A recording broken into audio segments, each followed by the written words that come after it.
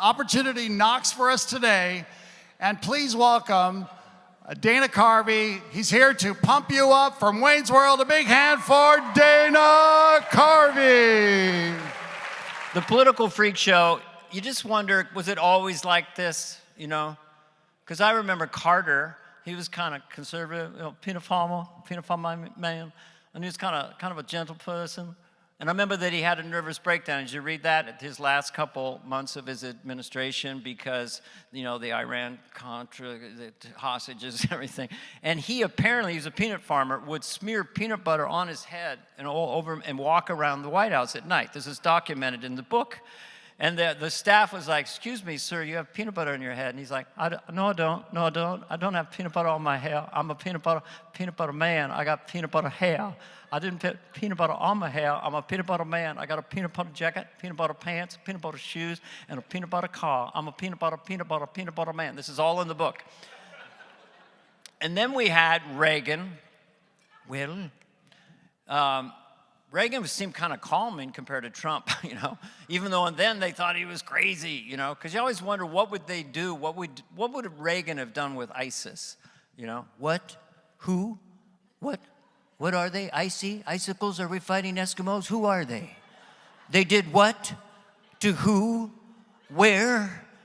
When? Well, we have no choice. Fire away. Fire away with everything we've got. And then call them and see if they're still there. Then, the person I intersected with became friends with George Sr., just a lovely man. Not normal, definitely not normal. I made fun of him on SNL for 4 years, but I didn't know him. I was just doing my thing. And then he loses the election, and then he calls me out of the blue, like in December. He lost in November. And I'm on the phone with John Lovitz, and I get call waiting in those days. And I said, "John, I've got to go." And he goes, "What? You have a bigger name?" So I went, and what you hear when the President of the United States calls you is, "This is the White House operator number 1, hold for the President." So all of a sudden, I'd made fun of him for 4 years, and now I'm talking to him. And he's like, "How you doing, Dane?" Like we're friends. "How you doing? Thought I'd check in with you. Wanted to maybe see what your plans are. Troops are a little down." He was talking about his staff. People a little down in this area. Want to bring them up. Want to cheer them up. Maybe you would think of coming out to Washington, D.C. and sort of cheering up the troops.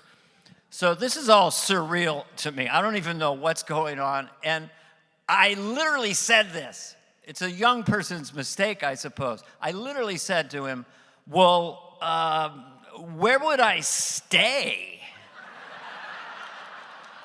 Like, he paused. He thought I was negotiating. I don't think he talked to Barbara about this. He goes, "Well, you could stay right here in the White House with Barr and I." So 2 weeks later, my wife and I are in the Lincoln bedroom. We stayed for 3 nights and 2 days. Amazing, beautiful experience. And people always wanted to know back home, all they wanted to know was, did you do it? In the White House? Did you do it? I'm so pathetic. I'm not going to say, but my son's middle name is Abe. My point to you, listen to them, Barr, going at it like frisky Wolverines again and again. But he was so nice and so charming. We went down to have cocktails with these other rich people. We were in like this living room. And then he puts me on the spot because he hadn't seen that much of what I did. He goes, "Dane, why don't you do that impression you do of me right here, right now?" I'm like, "Oh, it's really silly. Doesn't sound anything like you." He's like, "Do it. Least you can do, you little Weezer.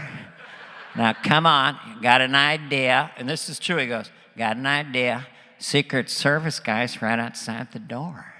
Name is Steve. Why don't you do me try to trick him, see if he'll come in here. You have 5 seconds, go. He was like, so I'm like, okay, I got to do it. And everyone's looking at me. I lowered my voice, and I yelled, Steve, this is the president. Come on in for a second. So the Secret Service guy opens the door, and he just looks in like that. Bush laughed his ass off. He thought it was the funniest thing. I have no idea. He's like, that's so funny. Let's do shooters and call the premier of China. Okay, here's my theme song. I'll bring you home with this. It's another thing I did that I don't know why in my little world people remembered it. I do it on the guitar. I did it on the piano on Saturday Night Live. It's a thing called Chopping Broccoli. And it was really about rock stars who got so rich and famous they ran out of inspiration, and then they go to the record company and they have to come up with something and they don't have anything. There's nothing inspiring. And usually it starts with a lot of these cliche bands.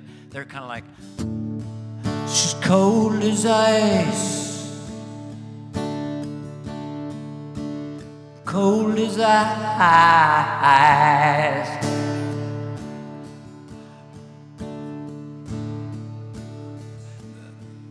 And the feeling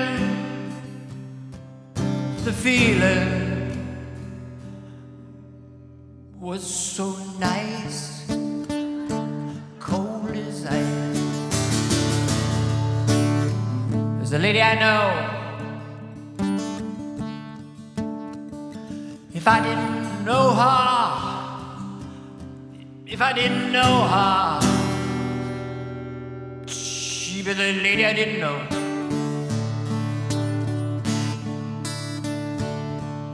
And my lady went downtown and she bought some broccoli and she brought it home.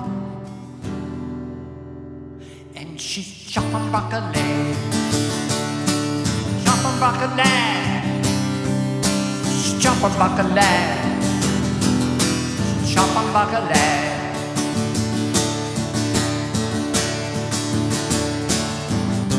Chop, she chop, chop, chop, chop, she chop, chop, chop, chop, chop a broccoli, hey, hey, hey, hey, hey, hey.